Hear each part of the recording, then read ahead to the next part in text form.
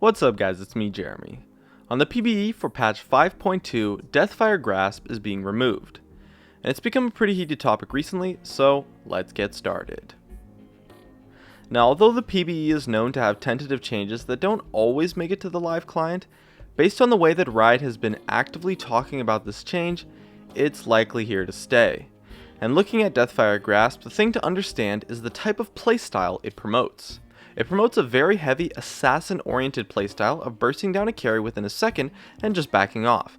And this kind of playstyle is extremely unfun for players who play squishy champions, since you kind of just get blown up and then it feels like there was nothing you can do. From a game design perspective, removing situations where it feels like there was nothing you could do, since it creates an unfun experience, especially for new players. And so, okay, the playstyle is unfair, remove DFG, and then you take out the mage assassins in the game for the most part. But what about the rest of the assassins? Well, let's take a look. Champions like Akali and Zed dominate this playstyle and are quite strong indeed. Compare Deathfire Grasp with the two assassins and you'll notice that their playstyle of assassin champions differs quite a bit from the Deathfire Grasp type of assassin. With DFG, you could just burst someone so quickly that it was impossible to do anything other than to just buy magic resistance, which isn't really counterplay at all since often the champions with DFG could just burst through one MR item anyways. You would hit a stun, charm, knockup or whatever, and boom! Just like that, you kill the target before the crowd control is over, leaving the enemy player frustrated, mashing their flash button, and feeling kind of like they just got cheated.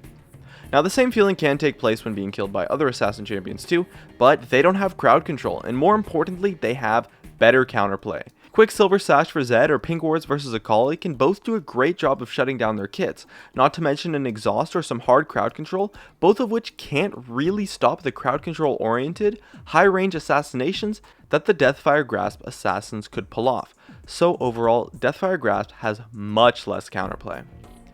And say, okay, let's say the assassin playstyle overall is too strong, so let's just nerf every single assassin in the game. The thing to understand is that the reason why assassins are so strong in solo queue and snowball so incredibly well is because in solo queue, that Quicksilver Sash or those pink wards that your team needed, well, they just get straight up ignored for common cookie cutter builds. In short, players in solo queue freaking suck at counterplaying assassins, which is why the playstyle in and of itself is so strong. And even if you did nerf all of the popular assassins, people are going to find new ways to play already existing champions as assassins.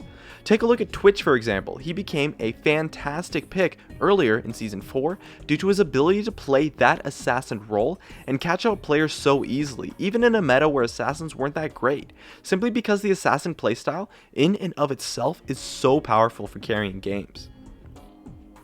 And so, in summary, I think I definitely agree with the Deathfire Grasp removal, but only because Riot has specifically stated that they will buff champions who suffer heavily due to the removal of the item. So it shouldn't have too big of an effect on the champions as a whole, but rather the mage assassin playstyle. And so it's a pretty solid change for the game overall, in my opinion. However, this does mean it's a tiny indirect buff to assassins who do not use Deathfire Grasp, such as Zed and Akali, due to the overall strength of the assassin playstyle as a whole. My name is Jeremy, and that's it for my video on Deathfire Grasp. Be sure to check me out over at twitch.tv/Jeremy_GamingCurios. Stay connected at facebook.com/GamingCurios, tweet me at GamingCurios, drop a like, share this video, and make sure to subscribe for some more awesome content in the future. And as always, thank you so much for watching, and I'll see you guys next time.